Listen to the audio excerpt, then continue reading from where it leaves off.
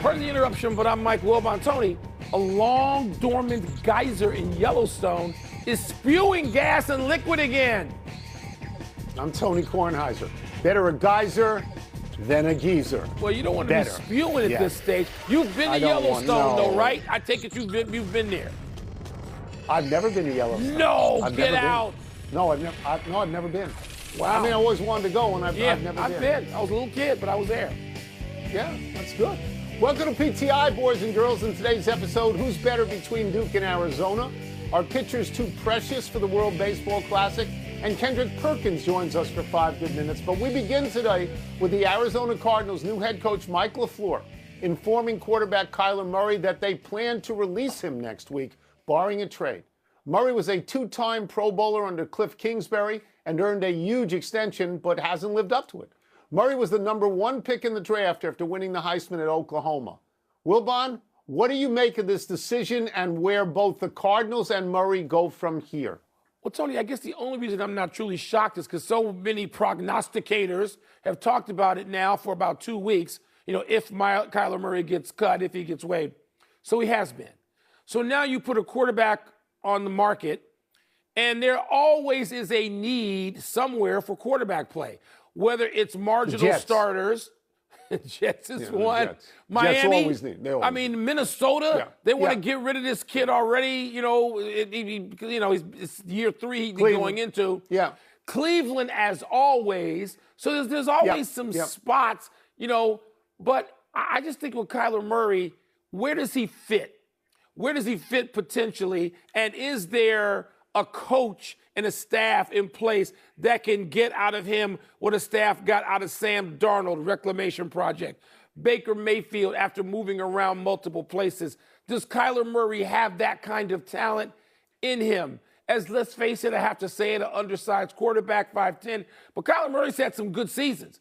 He's had some seasons where he threw 3 times as many touchdown passes, interceptions, has run for more than 500 yards multiple times. There's some talent in there at under 30 years old who's willing to take a chance.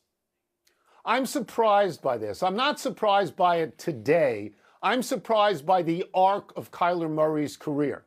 Because Kyler Murray in his first 3 years, in his second year, he ran for 11 touchdowns and threw for 26. In his third year, he threw for 24 against 10 interceptions. You know, in my mind, Kyler Murray was sort of like the Lamar Jackson west of the Mississippi. So I did not expect to see this kind of decline. I agree with you. I mean, in the spirit of Sam Darnold and the spirit of Daniel Jones, that somebody should want him. I remember saying on this show last month they should trade him even up for Tua. And maybe the Dolphins and the Cardinals with a quarterback switcheroo, maybe they would both be a little bit better. But I am surprised at this, and I wonder about this one other thing, Mike. He was drafted #9 overall in the baseball draft by then Oakland A's some years back. He's going to be 29. Maybe it's too late. I sort of wonder, would he consider going and having a baseball career? Because he's certainly got enough money. He doesn't have to worry about it. Let's move on. Now to college basketball. Last night, #1 Duke went to NC State, pounded the Wolfpack 93-64. #2 Arizona at home beat down #6 Iowa State 73-57. Both Duke and Arizona have now clinched their conference regular season championships. Wilbon, which team impresses you more right now? Tony, right now, this is a narrow margin. It's Duke. Because Duke has just gone nuclear on people since losing that game in Chapel Hill. Since then, I mean, they are just pounding people as if they are on some vengeance tour. And you're like, oh, my God, who did something to the Duke team that they are coming out and they're just up 20 or more on everybody? Now, I said narrowly because I love Arizona. They may not have a player quite as good as young Boozer, who would go equally at the top of a draft if it was held today. But Arizona's got an ensemble, and they got some big, strong kids and versatile players, and Burries, who is just the kind of guard. They got the backcourt alone for Arizona should scare people. It reminds me of like the UNLV backcourt that had Greg Anthony, remember, and Anderson Hunt. And they were just steady. I know, not everybody sticks around as long Burries is a freshman. but they are so good and so calm, Arizona is, Tony, and they play in a tougher conference, and they've been tested. They got 10 wins against top 25 teams, so it's narrowly Duke ahead of Arizona. I am with you. I'm with you on the narrow margin. If they had not beaten Michigan at a neutral site when Michigan was number 1, I think I would be saying Arizona. But they did that. They were the better team. And speaking to the numbers, since then they've played 3 conference games. They were at Notre Dame. They had then number 11 Virginia at Duke. And then last night, NC State is a 19-10 team with a 10-6 record in the conference. Their margin of victory aggregate is 99 in 3 games. 99. That is domination, Holmes. Yeah. You know, now, speaking to your point about Arizona, here's who they have beaten this year. Houston, Iowa State, Kansas, Texas Tech, Florida, UConn, Alabama, BYU when they were ranked, UCLA when they were ranked. It's a very impressive list, which leads me to this, Mike. What is their coach, Tommy Lloyd? I'll be brief. What is he talking about when he says people are saying we're soft because we're a West Coast team? Maybe some people think that, but have you looked at that team? Because they play big boy basketball. They do, man. They score on the inside. Big, strong, That's where they score. So this is a narrative that Tommy Lloyd has created so that he can manipulate it to his own benefit. We agree that's on what that. That's about. That is no doubt. Like, dude, there's nobody's talking about the Arizona teams from 1994. What do you? Shut up. Just enjoy your team because we're all enjoying it. Yeah. I love watching Arizona. I really do. Let's move to the World Baseball Classic, Tone. The United States team took the field this afternoon for its exhibition opener against the Giants. Paul Skeens got the start. He's one of many A-list pitchers on staff. Giants president Buster Posey, Hall of Fame catcher, said, quote, "It's a great event, but we've also seen over the years that it can derail some pitchers just because there's no way to replicate getting yourself ready for what's essentially playoff baseball atmosphere in early March," close quote. Tone, if you were a GM with a pitcher on this staff, how would you feel about this? I would be nervous. I would be anxious. I would hope that the day my kid was going to start, there was a rain out and somebody else's kid had to start the next day. If I were A.J. Hinch, and I know Tarek Skubal is out there pitching, and he's my best pitcher on the Tigers, and he's won 2 Cy's in a row, I believe, and he's maybe going to become a free agent at the end of this season, I don't know that I would be able to sleep at night. Because this is a very emotional thing, the World Baseball Classic. It's different when you wear your country's name across your chest. We saw this with the hockey players in the Olympics. Skubal wants to pitch. My understanding is he's going to pitch 1 game. It's going to be against Great Britain, and he's only going to go 2 or 3 innings. And then that's a really good draw for him because they probably will use cricket bats and not regular bats. But yes, I would be very nervous about this. And you know why, Mike? Because under the best of circumstances, a pitcher can get hurt. And I would be nervous. I would. Of course, you'd have to be nervous, Tony. And if you're the Tigers, you're hoping that satisfies Skubal going 3 innings in 1 appearance because Skeens did that in the exhibition. That's 3 innings. Right. That's enough, right? I mean, that's enough. But it is. Yep. It's going to be emotional, Tony. It's interesting coming this year, just a little more than a month after the Olympics, and you got the this. Hockey You have this comparison, right? And so I'm anxious to see it. It just seems that you'd be able to moderate. Now, I know you can't moderate the emotion. Like you said, when you got the USA on your chest and you're in that uniform. And we've seen some other countries with bat flips and antics and stuff. Is going to bring that out of you. And you can't be out there trying to just snap off every pitch if you're a starter and you've got a season upcoming and spring training ain't the same I would point this out. Yeah, I would point this out. Sidney Crosby, who had the golden goal in Vancouver, right? He got hurt in the Olympics. Yeah. You can get hurt. Not your everyday player is not going to get hurt in baseball, but your pitchers can get hurt in baseball. So I read that the Giants asked Logan Webb not to do it, not to pitch, and he said he wanted to pitch. And you know why they want to pitch, Mike? Because of the way that ended last time when Shohei Ohtani struck out Mike Trout. And every athlete wants a gold medal opportunity, and this is what you get in baseball. Let's take a break. Coming up, would Jason Tatum's return to the Celtics be seamless? We're going to ask Kendrick Perkins. We'll also ask him about a Cavalier saying the Pistons ain't in Cleveland's class. Tony, I've got to Buster assume, Mike, Posey, that Tone. Skeens. I know, Buster but I've got Posey. to assume that Skeens and Scooble have been ramping up for this for a couple of months. That they're not, they're ready to go. It's not going to be like spring training. They're ready on an emotional level. I'm thinking I would have taken my time off. Otherwise, you don't get time to recuperate. I don't know. We've got some basketball questions for our great friend, ESPN NBA analyst Kendrick Perkins. Let's start with this. Perk, the Celtics are rolling. and I feel the same way you do, you have had Jaylen Brown as your MVP. Now Jason Tatum is reportedly close to returning, and he recently said he's not coming back as a role player. So how optimistic are you that this whole return to the Celtics will go smoothly? Why would it go any other direction, Tony? Don't they have the same coach in Joe Mazzulla with the same system? It's just a different supporting cast. Last night, they still shot 50-plus three-point shots. They still play 5 out at times where guys are just spaced out on the perimeter and you go isolation ball. That's what Jason Tatum loves to do.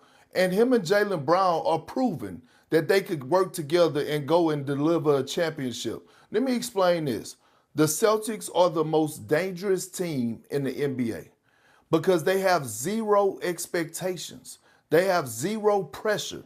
No one expected them to be here. At this moment, they're playing with house money, and we're talking about a team that's led by a championship coach, the best two-way player in the game, because Jaylen Brown's the only player in the league that's top 5 in scoring and top 5 defensively when it comes to opponent field goal percentage. And now you look at the championship experience. Peyton Pritchard, Hauser, Derek White. That is the most experience in the Eastern Conference. They are playing with house money, and they're the most dangerous team because they're legit title contenders. Perk, let's go to the teams surrounding them, 2 of them. Pistons and Cavs, who, of course, play tonight. The Pistons narrowly got by the Cavaliers without Mitchell and Harden Friday in OT, but one Cav told the plain dealer that the Pistons are not in the Cavaliers' class. Seemed a little dramatic to me, but do you agree? Hell no. Is this the same Cleveland Cavaliers that was the biggest disappointment last season? Is this the same Cleveland Cavaliers that's led by Donovan Mitchell? And we all know that a Donovan Mitchell-led team has never been to a conference finals. Is this the same Cavs team that has 2 soft bigs in Jared Allen and Evan Mobley who folded last year like clean sheets in the postseason? When you look at the Detroit Pistons, the one thing that we don't question is their identity. Their identity is they're going to be physical every single night. They take on the identity of their head coach in J.B. Bickerstaff, a young superstar in Cade Cunningham. And then you have those 2 bulls in the middle in Jalen Duren and Isaiah Stewart when he returns, who, by the way, Isaiah Stewart is the best rim protector in the NBA. So if you're asking me who I'm picking when it comes to the Cavs or who do I trust more out of the 2, I'm rolling with the Pistons all day long. All right, Tony would like all this conversation to stay in the East. I'm swinging it out west because we got to get some Laker talk in here. He's rolling his eyes right now. Perk, Luka LeBron, how do you think it's going? Is it what you thought it would be? Is it less than? Legend, let me tell you this. LeBron James right now has 1 foot in the grave, the other on the banana peel. He just waiting on this season to be over so he can leave the Lakers. Here's the bigger question, right, for the Los Angeles Lakers. Can Luka Doncic and Austin Reeves be your franchise guy to deliver a championship in the near future? And the answer is hell no. Because neither one of those guys slide their feet defensively or are willing to play defense and their defensive liabilities. You got Luka, he gets scored on 49% of the time. Austin Reeves is getting scored on 48% of the time. And the way that the league is going, Cade Cunningham, Jaylen Brown, Anthony Edwards, SGA, all of those guys are two-way players. You have to be led by two-way players in order to succeed in the NBA for us reaching the NBA championship. You've made me laugh 3 times already. I really like that. All right, let's get you out of here on this. This is a play from last night. You made your living in the paint because you're not 6'1", in case anybody doesn't know that.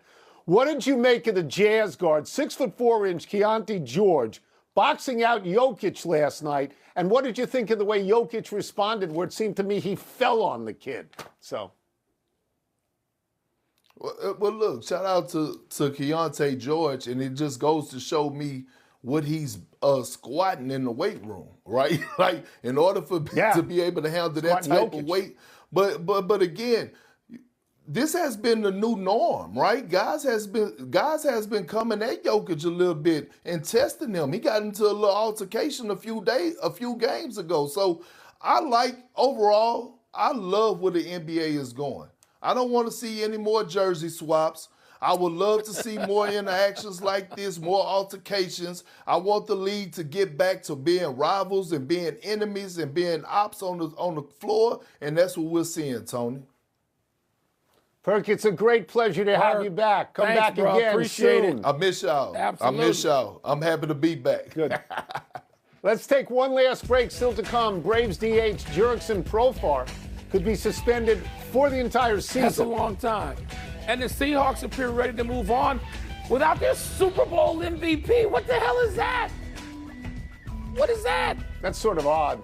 Well, again, I mean, he won the MVP, but the defense should have been the MVP. Right.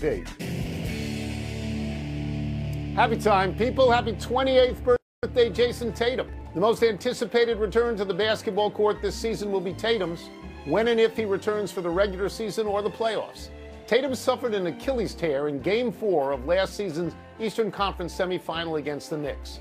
Prior to that, Tatum had been the best player on the Celtics NBA championship team from 2024. Tatum was the 3rd overall pick by the Celtics in 2017 after 1 year at Duke. The two players drafted ahead of Tatum were Markelle Fultz and Lonzo Ball. Either of them have rings? Just asking. Tatum has been All-NBA 5 times. He averages 23.6 points for his career.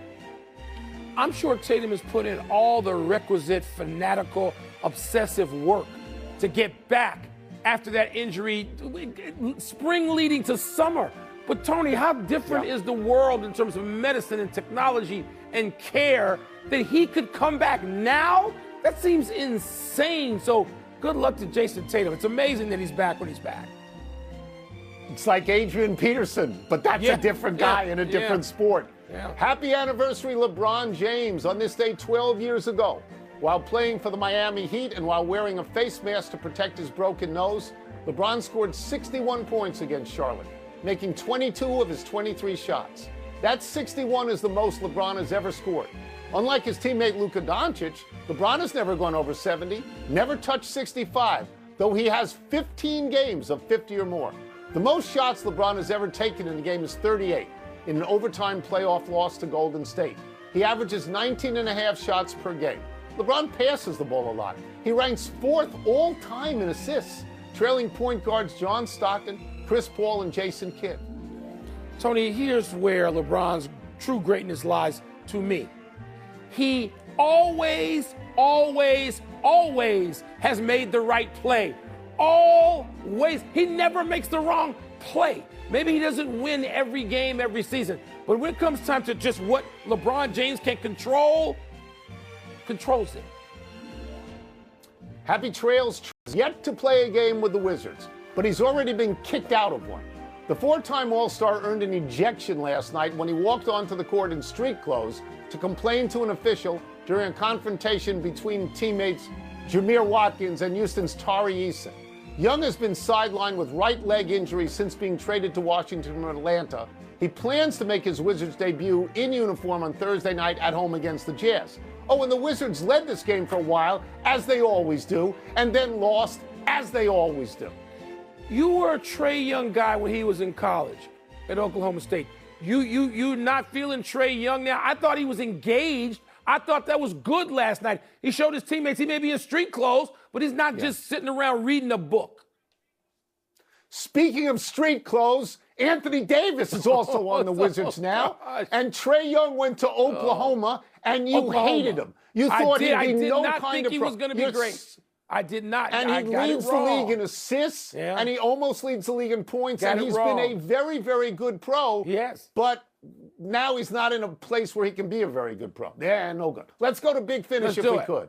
This is for you, Wilbon. Bears Pro Bowl center Drew Dahlman has reportedly decided to retire at the age of 27. Your thoughts? He played every single snap last season. He was great. He was the best center in the league. This is very depressing coming off the party the Bears season just was to have this news.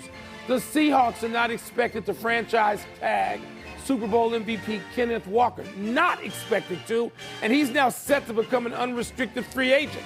Does that make sense to you? Well, they got Zach Charbonnet at running back, but he's coming back from injury. They can always sign Walker, and the strength of their team is defense. Let's not go overboard on this. The strength of that team is defense. Braves DH Jurickson Profar is looking at a 162-game suspension for PEDs. That's a big deal. Yes. He ain't Kyle Schwarber, but he's one of the 6-7 handful of best DHs in baseball. This is a big deal. TGL tonight. Oh, my God, help me. The Bay meets Jupiter Lynx in a playoff berth on the line. Who you got? I'm going to go sentimentally for Jupiter. That's Tigers' team. I expect he'll be there helping. I watch. I know. You don't. Last one, Lightning and Wild tonight. Who you got? Two teams with 80 points. Man, I mean, PK told us to look out for the Wild, so I'm looking out for the Wild. Yep. It's always wise to look out.